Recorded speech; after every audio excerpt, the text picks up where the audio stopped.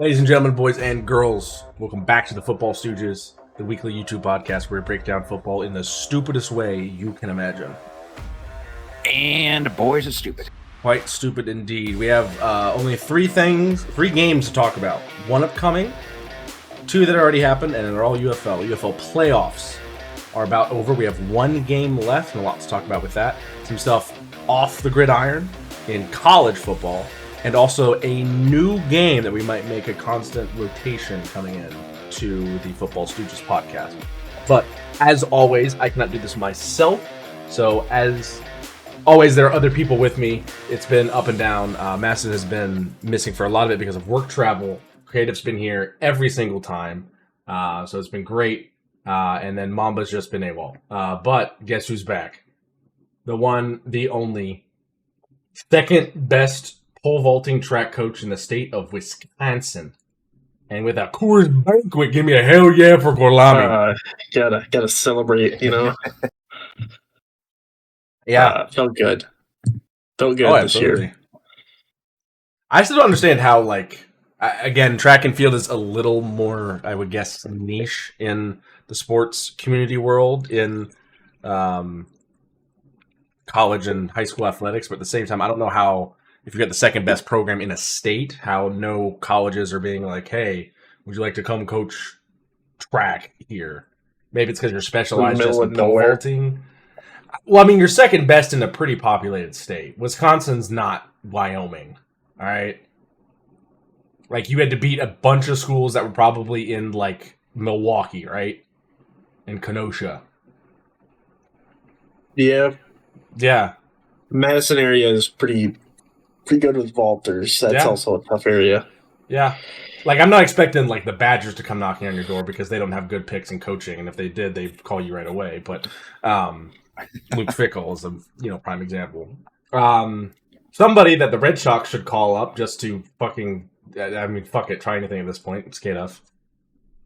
My GM acumen is probably about as good as Breslow. I'll be like, okay, this guy's pitch is made once non-strikeout. He sucks. Cut him. Most Boston thing ever, munching on a fry. Cut him. Get this motherfucker out of my face. Now, if it was a Dunkin' Donut, then it would be the most Boston thing ever. Oh, yeah. Also, wearing a GTA shirt with Brady on it, too. That's crazy. Oh, boy. Alrighty. You kind of got even, the soul patch going in. Just, you're really just leaning into the Boston scumbag vibe. Just full hardcore. So yeah, I park my car down at the Harvard Yard. This guy comes at me wanting some fight. I get fucking lost there, bud. Exactly. All right. Wait, anyway. Order. That, man. Alrighty. Let's get right into it. Let's start with something new. Let's start with a new game that has come up and gotten popularity. The football version of 82-0.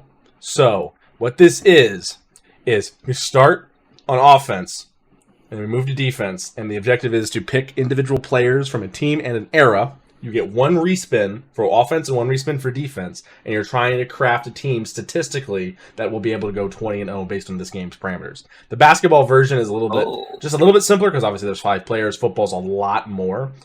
So the positions are a QB, a running back, 2 wide receivers, a tight end, an offensive line, then an edge rusher, a linebacker, and a defensive back.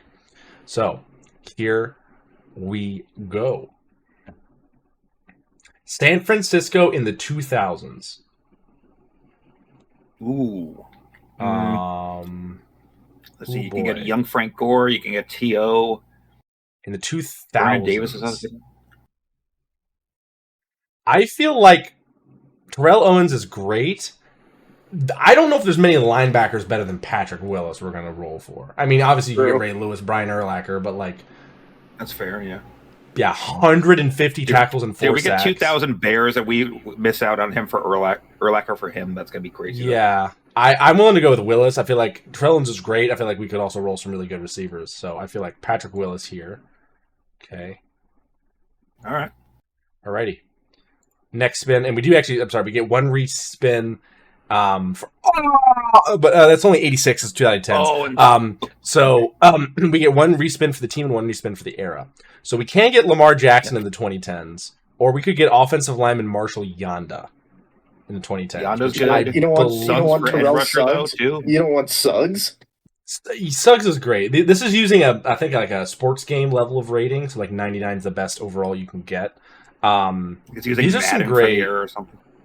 somewhat. Yonda's great. No offense to Jackson, this was before he started to become a MVP caliber guy. This is very early on in his career, 2018, 19. Yeah, Ravens have historically always had a great O-line, so I would be okay with taking Yonda. Yeah, I think we're going to take Yonda. If Anthony Munoz pops up, I'm going to cry. Pittsburgh in the 2010s. Pittsburgh. Okay, regardless of the off ground shenanigans, I think we take Antonio Brown at wide receiver 1. 96 overall. I mean, we could take Big Ben, but pre-TE. Oh, Brown, wait. yes, I would. Palomalu. What do we value more? Do we value Antonio Brown more? I know it's a lower overall, but we could get like Champ Bailey.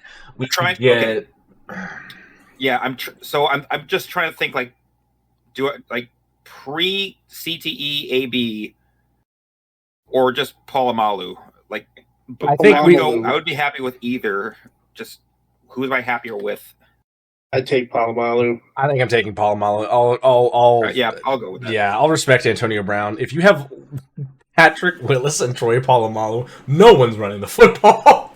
Oh no! San Francisco in the 2010s. Back in the 2010s. All right.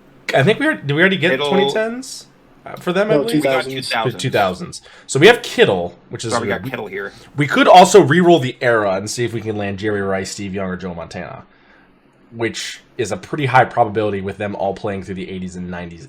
And if we get the 2000s, Terrell Owens was there in the 2000s.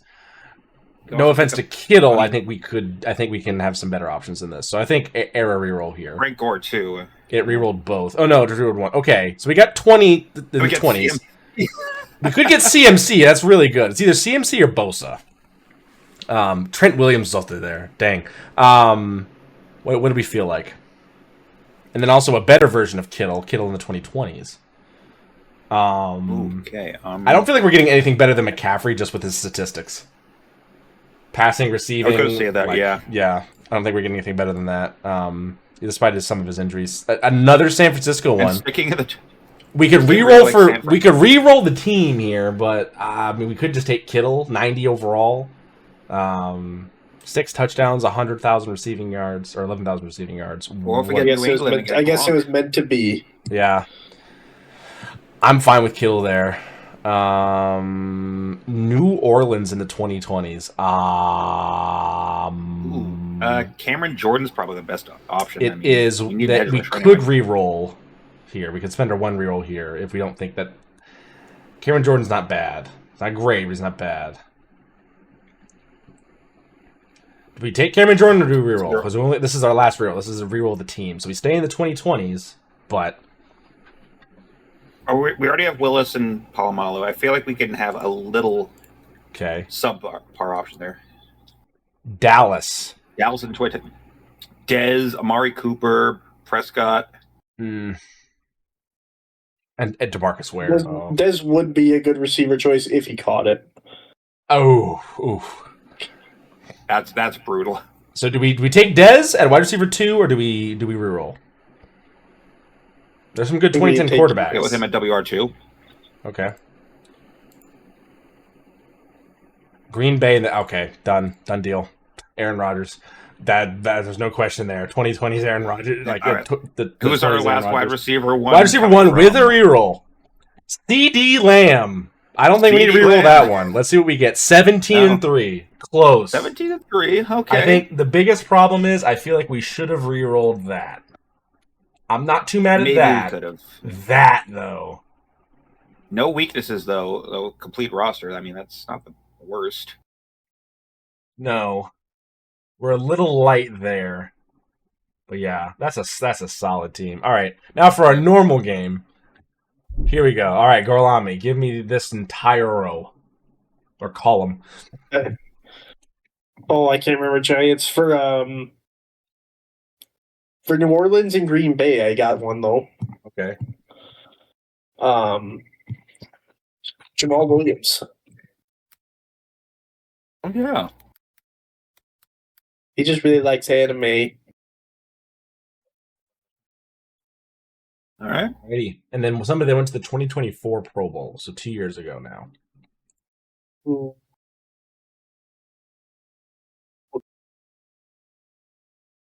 about Gary? Yeah, Rashawn Gary would be one.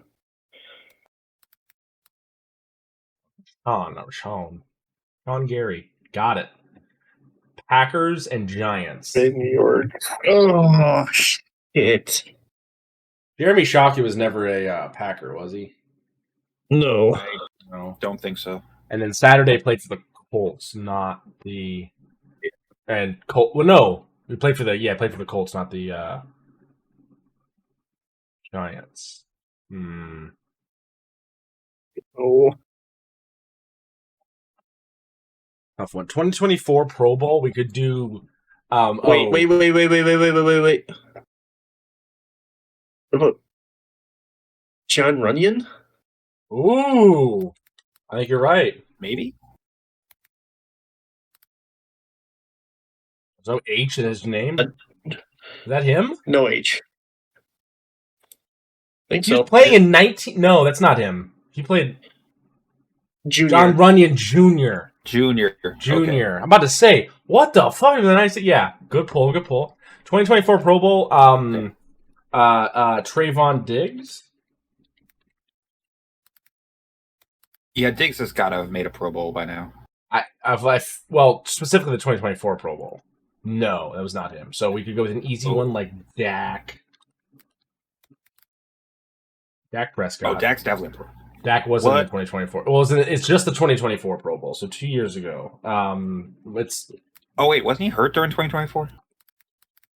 Like late. Micah Parsons. There we go. That'll work. Yeah. 2024 Pro Bowl. That was a 5-time Pro Bowler. Aaron Rodgers. I don't know, but I just thought of one for Giants. I don't think he was a Pro Bowler that year. Nope. Giants Cowboys. Giants Cowboys. Herschel Walker. Had no idea he was a. Wow. He was a. I was reading up some stuff on Walker earlier this week and had no idea he was a Giant. Is Linval Joseph a 5-time Pro Bowler? No. Okay. Then.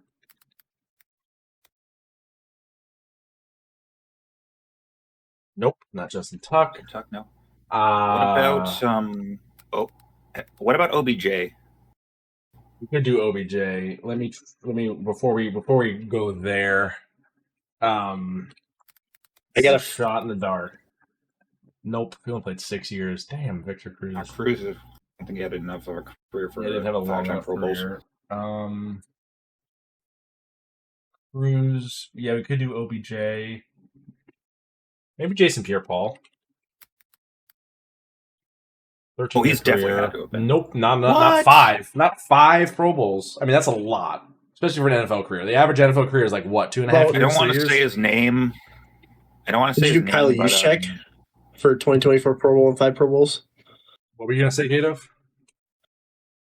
Well, I don't want to say it, but what about Eli? Yeah. That name still haunts him. Thank God. That's yeah.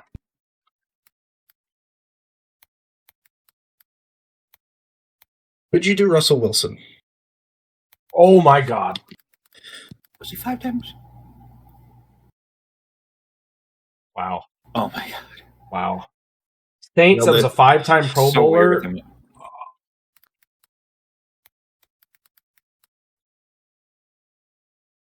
No, not Archie Manning. Wow. We could do Drew Brees. Maybe that feels easy. Reggie, but no, not even Reggie Bush.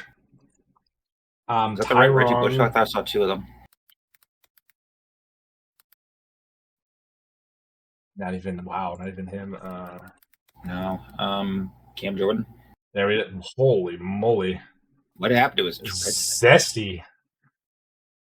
Wow. He takes the weirdest media photos. It's great. I love it because you never know what to expect.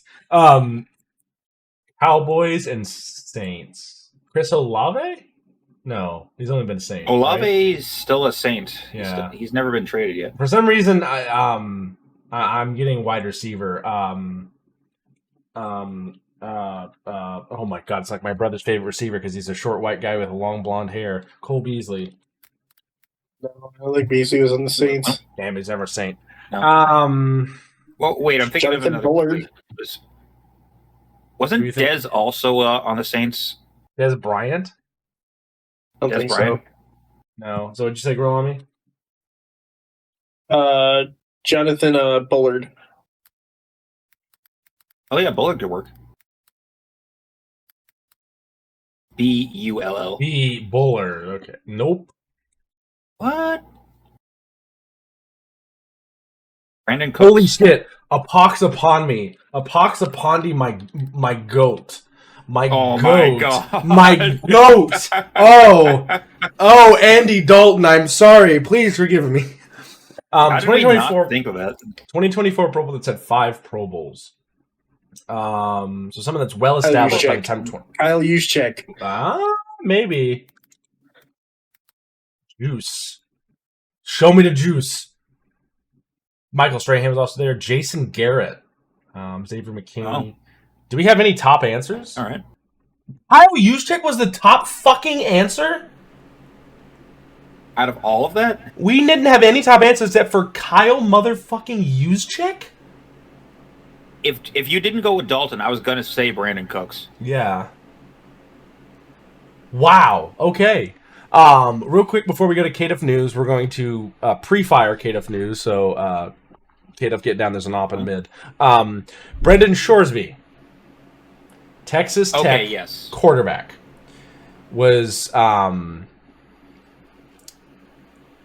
gambling on games in his sport that his team was playing in, that he was starting in.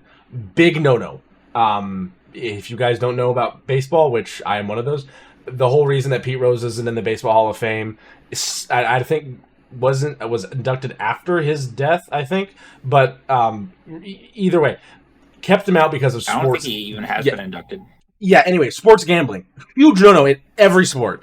Baseball, football, basketball, soccer, ferret legging, cheese wheel chasing. No. If you are participating in the sport, don't bet on that shit. It's just the integrity of the game circumnavigates it, circumvents it, whatever you want to say, and it just makes people wonder at home, is this real, or this is just a way for Vegas to get money, et cetera, et cetera.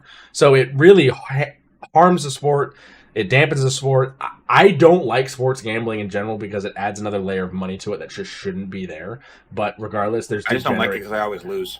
There's degenerate people in this world that are going to sports gamble like a motherfucking, not someone that's like Gorlami putting $5 on something. Some people that I know that have put 10 grand on stuff, and lost it. And, so Shoresby was making thousands of online bets in a variety of sports gambling app. And was playing in those games. One of which has been confirmed was when he was at a true freshman at Cincinnati, betting on Indiana when they were playing against the Bearcats. Yeah. And so he did the right thing and went to rehab for his gambling addiction, which fully understand. However, you've already damaged the reputation of yourself.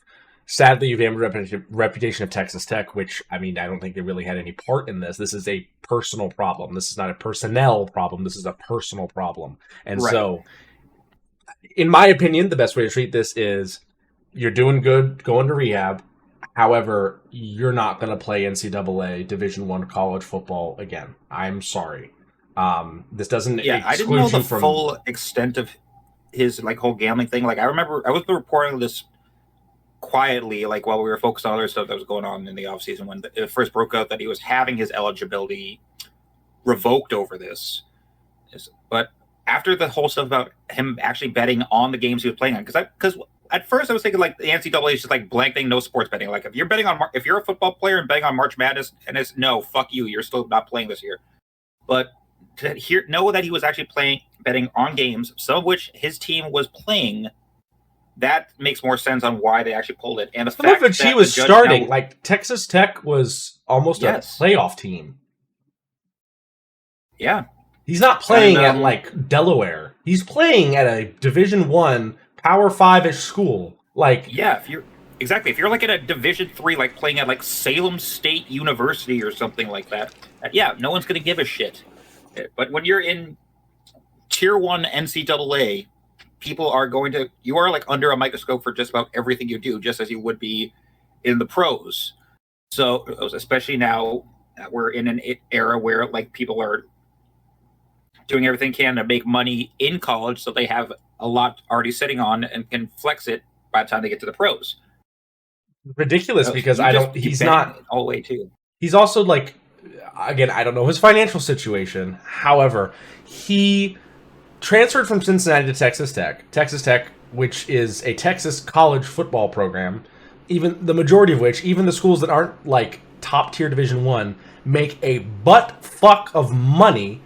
SMU does not have a national championship caliber team most years. They have one of the biggest backings at NIL because it's all fucking oil barons. Texas is rolling in dough for college sports because they love their high school football like nobody else. And where do those high school players go? To college. And if they go into college in state, it's more stuff for them to watch and have fun with. So there is not a three like markets in Texas: beef ranching, oil, and football. It's just those three things. Yeah, so there was not, again, I do not know what he was making in NIL. I guarantee you it was a good bit of money that he was able to at least live somewhat comfortably, especially as a college player, probably on scholarship, probably, room and board covered, not super high expenses, maybe obviously has an apartment, whatever, whatnot, making the Shedeur Sanders got to buy a Rolex, whatever. Why are you sports gambling? Like, I don't fucking know. Like, for love of the game, I guess. But at the same time, it's stupid. In like 2 O's stupid. Maybe 3. And then another thing came out after a judge came in on a ruling and ruled him not ineligible to still play college football. And again, I don't want to see this guy's future get ruined because he was getting NFL looks as a potential first-round draft pick this upcoming year. But at the same time, like, if you shoot yourself in the foot intentionally, I'm not going to feel that sorry for you. I mean, it's ridiculous. So now... which is actually tying... No, go ahead. So now, he's eligible to play for Texas Tech, and everybody else in the NCAA, coaches, ADs, assistant coaches, other players, are flabbergasted to the point at which the Big Ten is having inter-team meetings between the ADs of all of the Big Ten schools to place a permanent ban on playing Texas Tech that will extend into the playoffs. The Big Ten would rather be junked out of a playoff game than have to play someone who is ruining the integrity of the sport, which I applaud. Mm-hmm. Yeah, that would make sense. It also comes up with something that I actually was going to say for Cato News, but while we're on the subject of like college sports and needing to be reined in, something that came to attention because Nick Saban has gone to Congress to talk about it, which would be the Protect College Sports Act of 2026. Getting a little bit political, just so I can describe it. It's a bipartisan bill introduced by Ted Cruz and Maria Cantwell. It's essentially going to try and like clean up the whole issues we've been seeing with like NIL money, constant transfers, guys staying in college until they're 30 and still playing stuff. So some of it includes like NIL uniformity, transfer and eligibility rules where you can only have like one transfer over a 5-year career, media rights and anti-monopoly measures and stuff like that. Some of which also probably would help try and like rein in and make sure these rules enforcements are just that, enforcements, and not just turning into a lawsuit because somebody got butthurt that they can't play when they were caught literally doing something that's against NCAA policy. Something that kept the best player in Reds history out of the Baseball Hall of Fame. One of the best hitters of all time. I don't know. I don't know baseball. I know Pete Rose was that motherfucker, and he's being kept out despite all the records he holds because he broke the rules. And that right there is a rule break. And he's still allowed to play? What are we doing? Yeah. So I'll tell you this, he's not making it into the NCAA Hall of Fame. Yeah.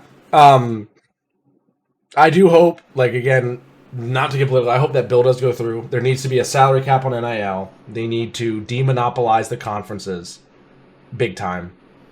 Like, I would love it so much if I would love it so much if I saw like Southwest Conference and like a Big East Conference come back ish, or something out west. Like, love Nebraska in the Big Ten because we get to shit stomp them every now and then, or every time we play them actually. But yeah, go make them play Colorado again. Go make them play Missouri, Kansas, that stuff. This bullshit of like California teams in my Midwestern Conference, get that fucking bullshit out of here. It's ridiculous.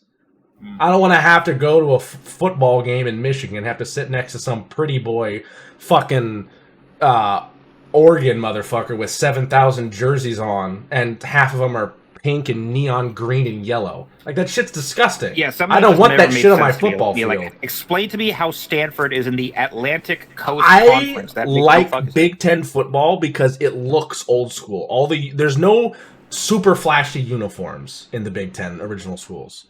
Michigan down to earth. Ohio State down to earth. It doesn't get any simpler than Penn fucking all those State. Stickers, the helmet. I mean, the stickers are not a bad addition. Like Penn State is 2 fucking colors and there's barely any lines. Even Purdue's craziest helmet is just a train track going down the middle, describing what all the other Big Ten teams do to them during the regular season. So, like, let's just yeah. I mean, again, not to get political, I don't know how Ted Cruz had this good of an idea, because I don't think he's had any good ideas in his life. But again, we're getting too political. Fucking hell. Save the sport. Okay, we all hate Ted Cruz in this world. Yeah. Anyway, now that we've given you a prelude to KF News, here's the rest.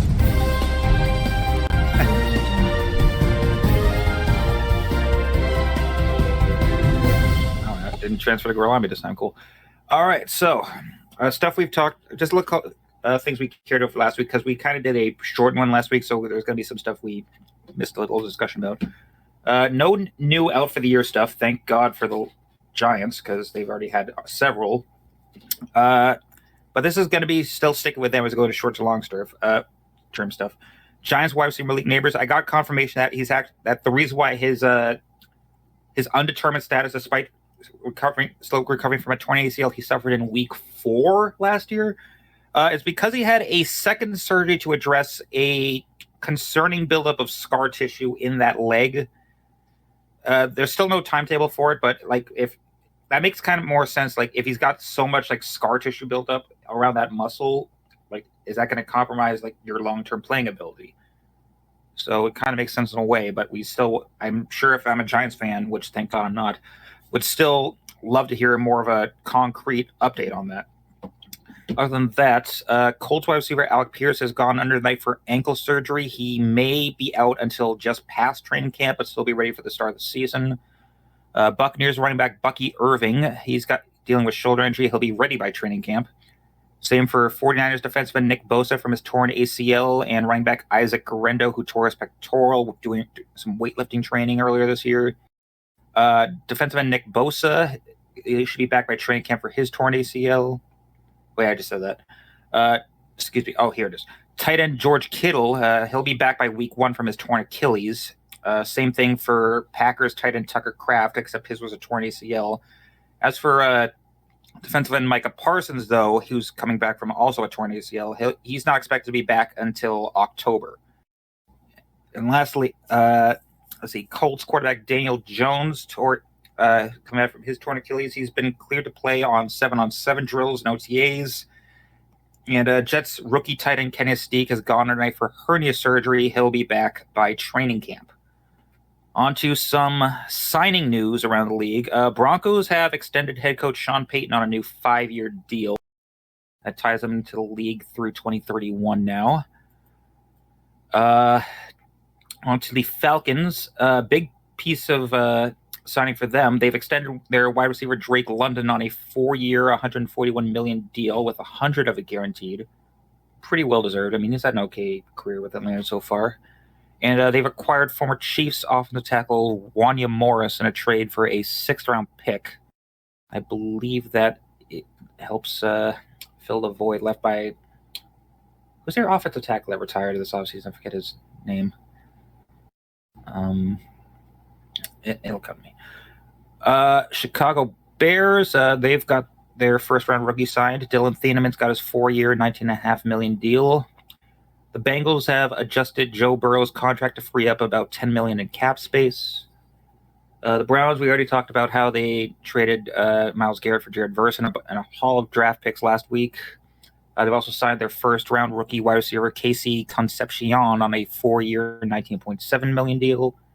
Cowboys, their rookie defensive end Malachi Lawrence, 4 years, $20.2 million. The Broncos, another big one here. They've adjusted cornerback Pat Surtain's contract, giving him a $5 million raise this year with an additional $5 million in incentives. It makes his current contract now worth up to a total $101 million if it's fully guaranteed. The Lions have signed their first-round rookie, offensive tackle Blake Miller, 4 years, $21.8 million. The Packers, you've lost a lot of pieces, Gorlami, but you'll be happy to keep this one. You've extended wide receiver Christian Watson on a 4-year, $110.5 million deal. Can't wait for him to get hurt again. Yeah, at least that money's gonna pay for some of those hospital bills. For the Texans, they've adjusted Nico Collins' contract and guarantees the next 2 years of his salary in full, plus it gives him an $8 million bonus for next year. And their rookie guard, Kalen Rutledge, is getting a 4-year, $19.2 million deal.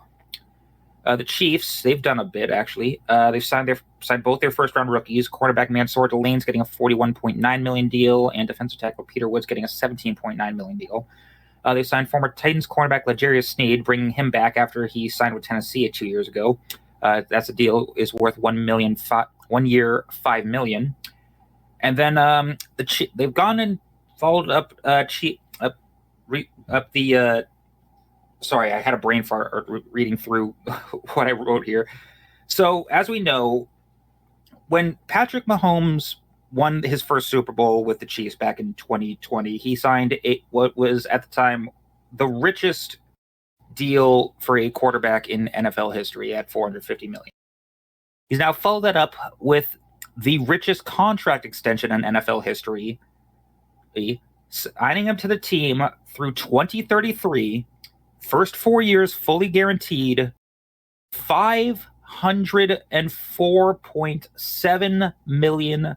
The first NFL contract ever to surpass or match $500 million. Holy shit. That's a lot of money. On to the Chargers. They've also made another guy one of the highest paid people in NFL history, at least for his position. Derwin James, safety, he's getting a 3-year, $75.6 million bonus, making him the highest paid safety in NFL history for the second time in his career. And they've also gotten their first rounder, defensive end Akeem Messidor, on a 4-year, $20.4 million deal.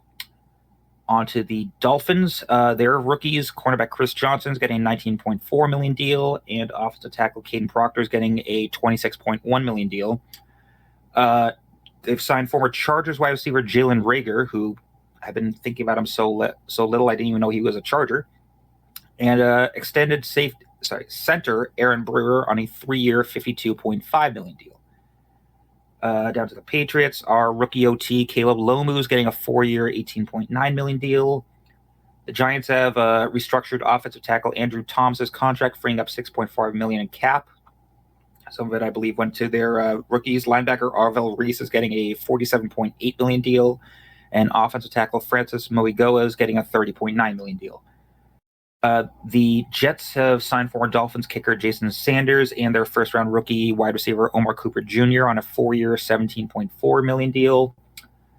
The Eagles have signed former Bills defensive end A.J. Epinesa and former Packers wide receiver Samori Toure on a 1-year deal. The Steelers have signed their first-round rookie offensive tackle Max Ihenacore on a 4-year, $20.6 million deal. They signed former Buccaneers punter Aiden Laros off waivers. They've extended tight end Darnell Washington. I'm surprised they didn't do it to Freiermuth yet. 4 years, $42.1 million with 21 guaranteed. And their biggest one of the year so far, extending linebacker Nick Herbig, 4 years, $100 million, thought to be the first non-quarterback to sign a $100 million or more deal without starting a full season in his career. The 49ers have adjusted quarterback Matt Jones's contract. Now he's now set to make $3.5 million this season, and have signed former Dolphins safety Ashton Davis on a 1-year deal. The Seahawks have acquired former Jets wide receiver Irvin Charles and trade for a 7th-round pick. They've signed their first-round rookie running back Jadarian Price on a 4-year, $16.7 million deal. And their big one for the week, extending defensive end Derek Hall on a 3-year, $42 million deal. Then the last I've got is the Titans getting their rookie defensive end Keldrick Falk on a 4-year, $17 million deal. And the Commanders signing former Lions tight end Anthony Ferkser. So now, all those signings, there's only 2 players for the first round of the NFL draft that have yet to sign their deals. And as both the quarterbacks, Raiders Fernando Mendoza and Rams Ty Simpson, still have not signed their rookie deals yet. So we're anticipating what those are going to be. Retirement news. Ravens defensive end Calais Campbell has informed media that this year, his 19th season, will likely be his last. And one that's a little more confirmed, Browns guard Joel Bitonio has announced his retirement after 12 seasons all spent with Cleveland. He ends his career a 7-time Pro Bowler, 2-time first and 3-time second-team All-Pro. He's part of the 2014 All-Rookie team, started all 178 games of his career. Pretty much one of the best O-linemen of the mid to late 2010s, so good retirement to him. Sorry, he wasted most of his career in Cleveland. Other than that, we've already kind of discussed most of what I was going to say for miscellaneous news. Is just going to get to some dark stuff. Former Jets linebacker Deron Lee has officially been indicted on murder charges regarding the death of his girlfriend. If convicted, he's facing 25 to life and could be eligible for the death penalty. Nevada's parole board has denied parole to former Raiders wide receiver Henry Ruggs. He was set to be eligible for it after 5 years following his conviction for the drunk driving accident in Vegas that killed a woman and her dog. And lastly, both Rams offensive tackle Alaric Jackson and Broncos linebacker Jonathan Cooper were arrested this week on DV charges.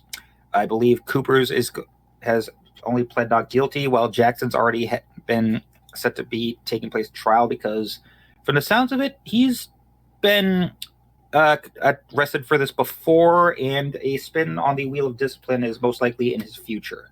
Probably a couple game suspension at most. That's all I got. Thank you, K-Duff, for the news. Sorry to kind of steal some of your thunder with that big college football news, but talk about it. That was all I was really to talk about. I didn't know you can. I figured you want to talk about it because it's college, because you're the more established college guy, but I don't mind it. Alrighty.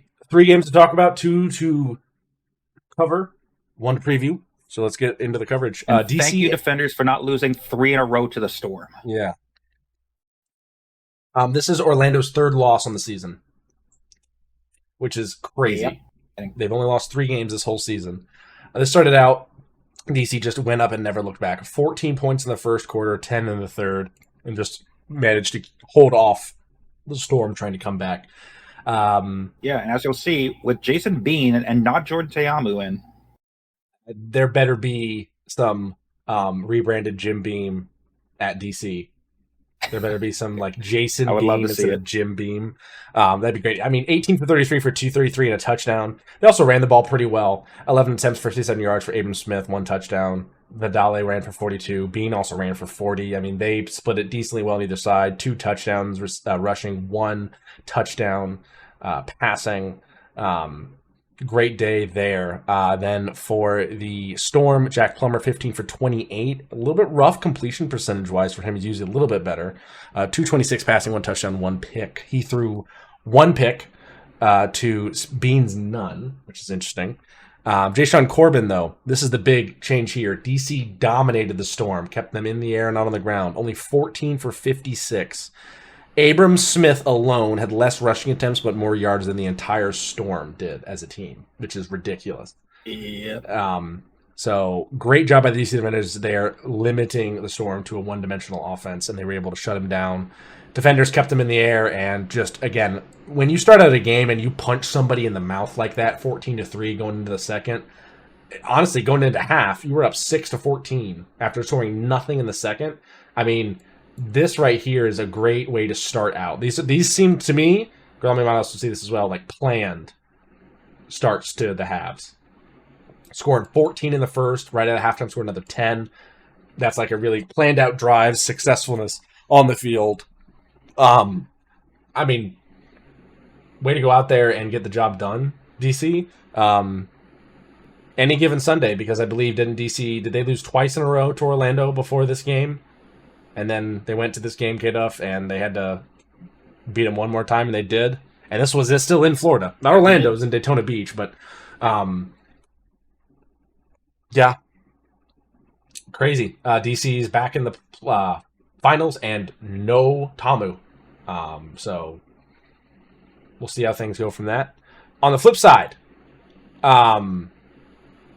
we almost had the red versus blue matchup in the finals. Didn't happen. 29-20. No, did any of us really expect the Kings to actually make the final this year with how they started out? No. This is actually kind of surprising. And they might win it all because they're not playing at home. So 29-20 the final score. Kings get the win by 9. A comeback victory for them, scoring 11 points to the donut 0, not a zilch nothing bagel of the Battlehawks. They managed to hold off and stay within a striking range, and then struck hard at the very end of the game in order to win it. Their lead passer, Chandler Rogers, 12 for 20 for 162 and a touchdown, throwing no picks and a smooth 60% completion percentage and a 102.5 rating.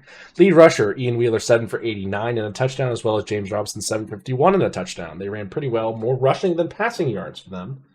And then for the Battlehawks, Luis Perez, 27 for 45 for 249, a touchdown, a pick, a 60% completion percentage, and a 73 rating. That's brutal. That's a lot of passing attempts. There were only 26 rush attempts, 15 of them by Jervion Howard for 70 yards and a touchdown. They were 225 in the air, 107 on the ground, but that 107 on the ground is a little misleading. They probably only had about 20 true rushing, more like 25 true rushing attempts. 45 pass attempts is crazy. So this Louisville defense was showing out, being able to slow down Perez as much as they could, because he's a talented quarterback.